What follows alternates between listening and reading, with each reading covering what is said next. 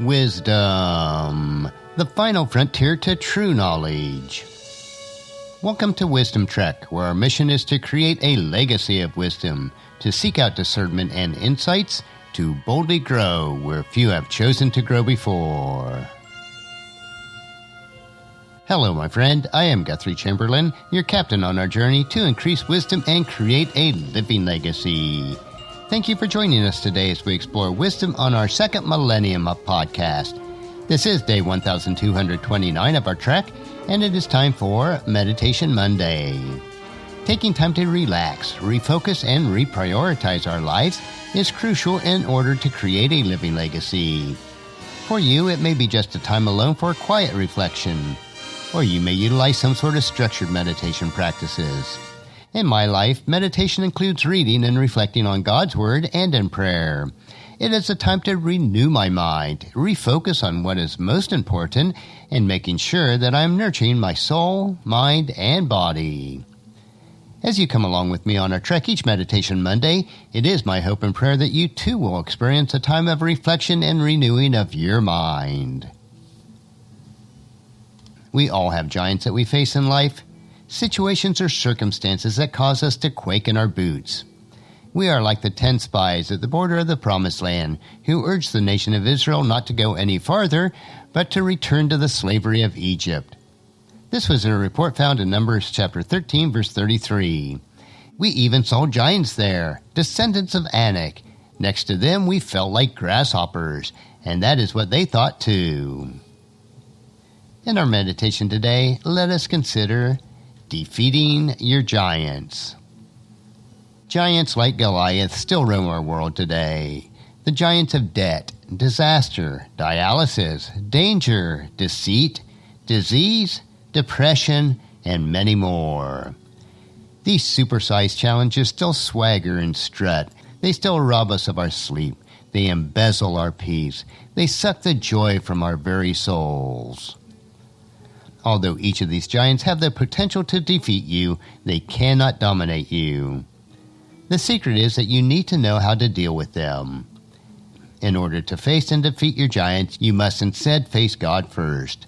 The key is, what are you focusing on? If you focus on your giants, you will quake and stumble. If you focus on God, your giants will tumble before you in utter defeat. David, long before he became a mighty warrior or the king of Israel, he knew who was beside him, ensuring his victory. You need to do what David did. You need to pick up 5 stones. You need to make 5 decisions. Ever wonder why David took 5 stones into battle? Why not 2 or 20? Rereading his story reveals 5 answers. Use your 5 fingers to remind you of the 5 stones that you need to face down your giant. First, let's begin with your thumb. Let it remind you of the stone of the past. Goliath jogged David's memory of his recent days as a shepherd. While everyone else quivered, David remembered.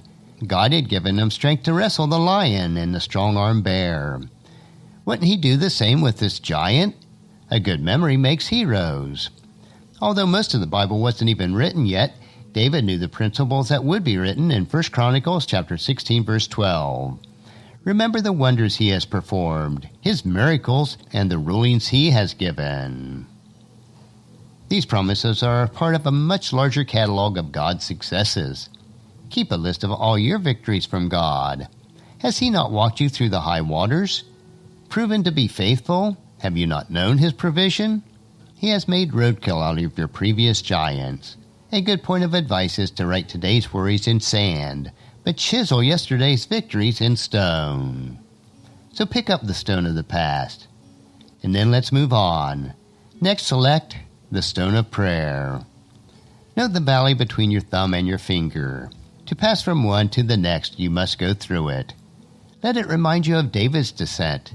Before going on high, David went low. Before ascending to the fight, David descended to prepare.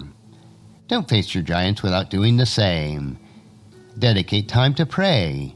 Paul the Apostle wrote in Ephesians chapter 6, verse 18, Pray in the Spirit at all times and on every occasion. Stay alert and be persistent in your prayer for all believers everywhere. Prayer spawned David's successes. His Brook Beezer experience of wisdom many years later grew out of this earlier moment with God, as it was written in 1 Samuel chapter 30, verse 6. But David found strength in the Lord his God. When Saul's soldiers tried to capture him, David turned toward God, as he wrote in Psalms chapter 59, verse 16. But as for me, I will sing about your power. Each morning I will sing with joy about your unfailing love. For you have been my refuge, a place of safety when I am in distress. Invite God's help by picking up the stone of prayer. And then after that, the next stone is the stone of priority. Let your tallest finger remind you of your highest priority, which is God's reputation. David jealously guarded it.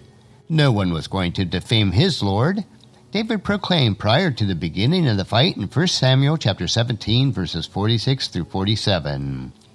Today the Lord will conquer you, and I will kill you and cut off your head.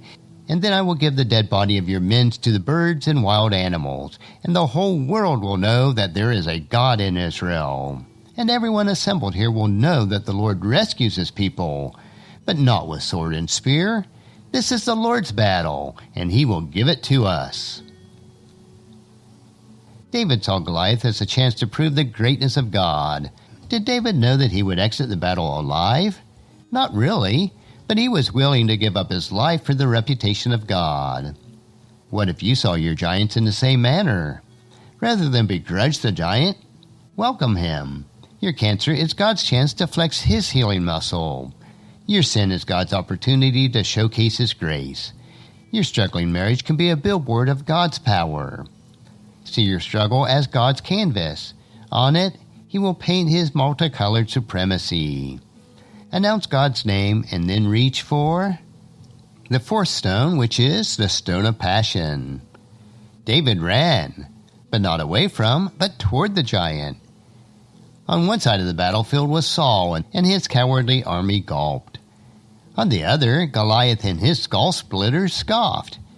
In the middle, the shepherd boy ran on spindly legs. Who bets on David? Who would put his money on the kid from Bethlehem?